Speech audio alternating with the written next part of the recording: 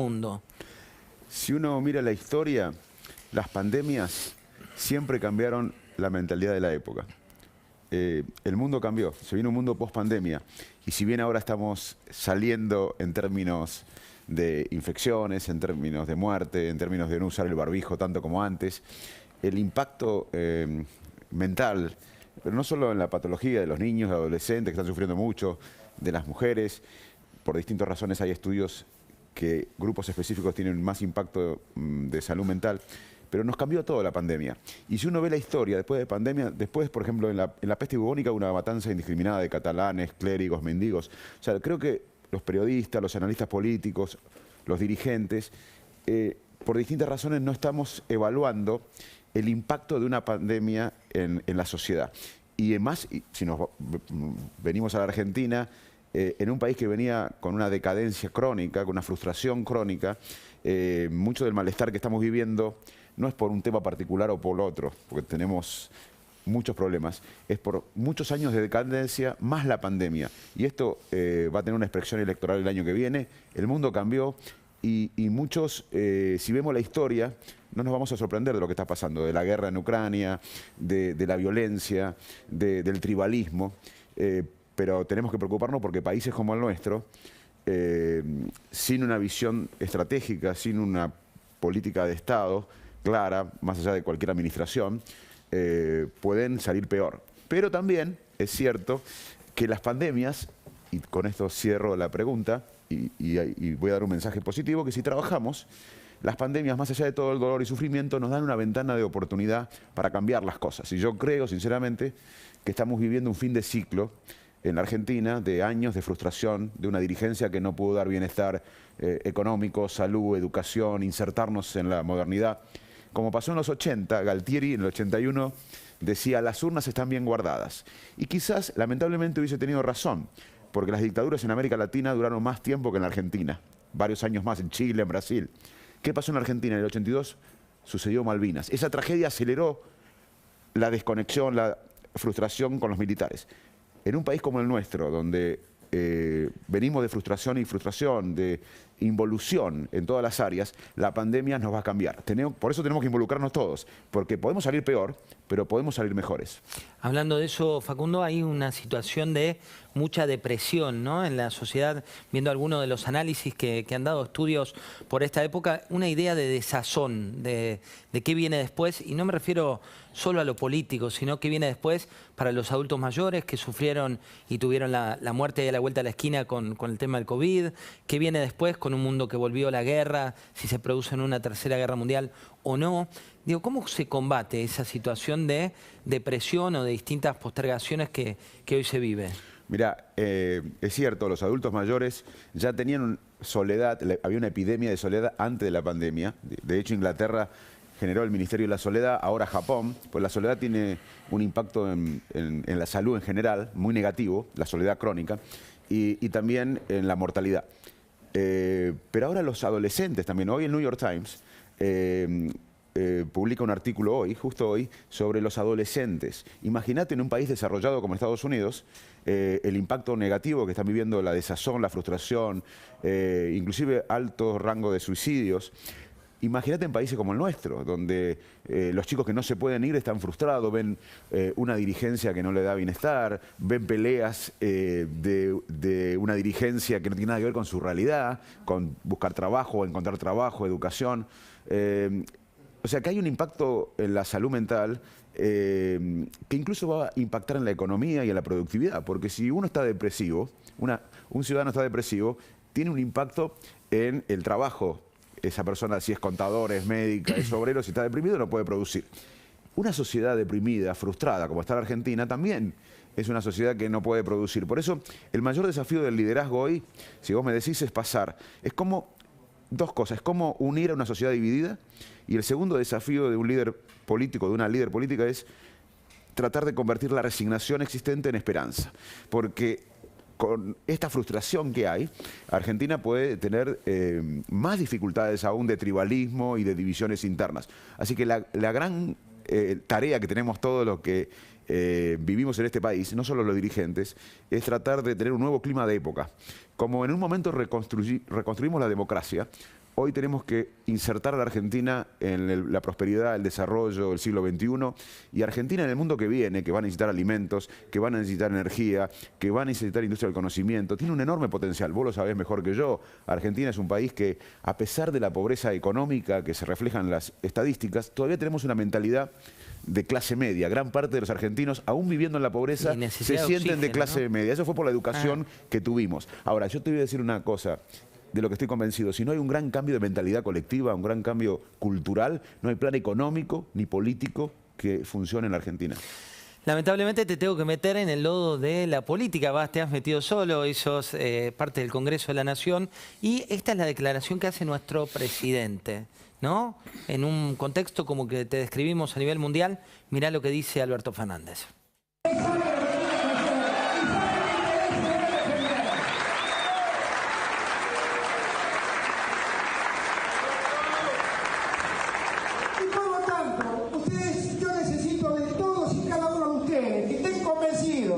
Porque el que quiera hacerme creer que en 2023 estamos perdidos, un carajo que estamos perdidos. Mario Issi, en la Universidad Mario Issi, junto al presidente Fernández, hablando de no estamos perdidos carajo, hablando de 2023 en un país del cual 7 de cada 10 chicos no tienen trabajo cuando lo buscan, los nuevos. Es la desconexión total con la realidad. La sociedad está triste, está frustrada, muchos no comen, muchos tienen malnutrición, muchos se quieren ir, muchos no tienen trabajo, muchos reclaman una estrategia colectiva y la política está discutiendo las próximas elecciones. Estamos a un año y medio de la elección presidencial. El presidente, en vez de convocar, primero en vez de unir a su frente, porque uno de los problemas que tenemos es el económico. El problema argentino para mí excede el económico, es un problema de falta de visión estratégica de país, de productividad.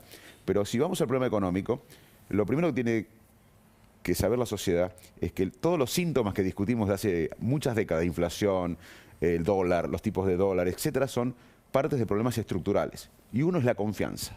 La confianza, como bien sabes vos, es clave en la economía. El gobierno debería dar confianza. Primero debería unirse. Hay un gobierno dividido. El presidente estaba hablando seguramente de la vicepresidenta, que tiene más poder que él y que lo puso.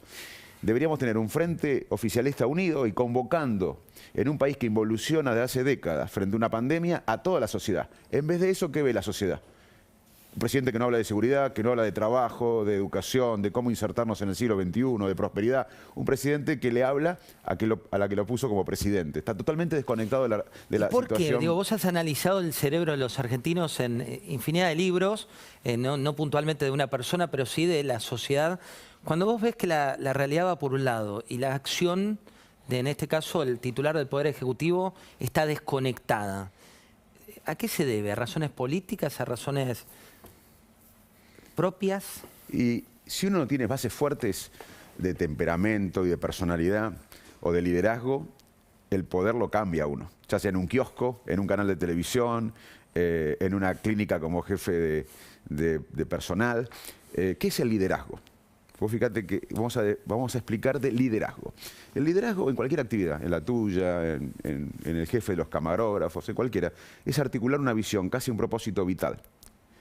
Y ir hacia ahí quemando las naves, sacando a la gente de la inercia existencial. Eso hizo Sarmiento cuando educó un país, o San Martín cuando liberó a América. Un liderazgo propositivo. Un liderazgo que va para adelante. Algo positivo. Exactamente. ¿Y qué tenemos acá? Una falta de liderazgo. No puede liderar el frente de todos. No puede liderar su espacio político.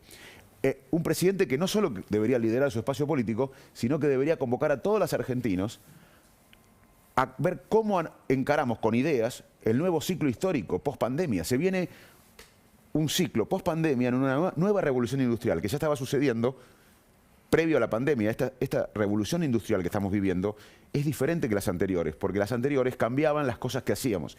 Esta revolución industrial nos cambia a nosotros, es la fusión de lo físico, lo biológico, lo digital. En vez de discutir cómo educamos a los niños para el mundo que ya está sucediendo, cómo Argentina puede volver a ser una potencia, es un país sin guerras, es un país que tenemos el Atlántico de un lado, no nos pueden invadir la cordillera de otro, en un mundo donde hay amenazas permanentes. Argentina no tiene amenaza de guerra, un país donde no hay conflictos étnicos severos, donde tenemos una mentalidad de la mayoría de clase media, aunque vivamos en la pobreza, en un país donde tenemos una capacidad de producir alimentos en el futuro que pueden alimentar a gran parte del mundo. Pero nosotros tenemos un mito acá, que producimos alimentos para 400 millones de personas. Eso no es verdad. Producimos alimentos para millones de animales. Si produciríamos alimentos para millones de personas, hoy Argentina sería riquísima o exportaría energía. Tendría más valor agregado. Pero ahí te bueno, tomo pero en ese contexto vemos un presidente que no tiene liderazgo. Ese es el mayor problema que yo veo en el presidente hoy, falta de liderazgo. Pero te voy al discurso inaugural del presidente de la Nación, dijo: vengo a unir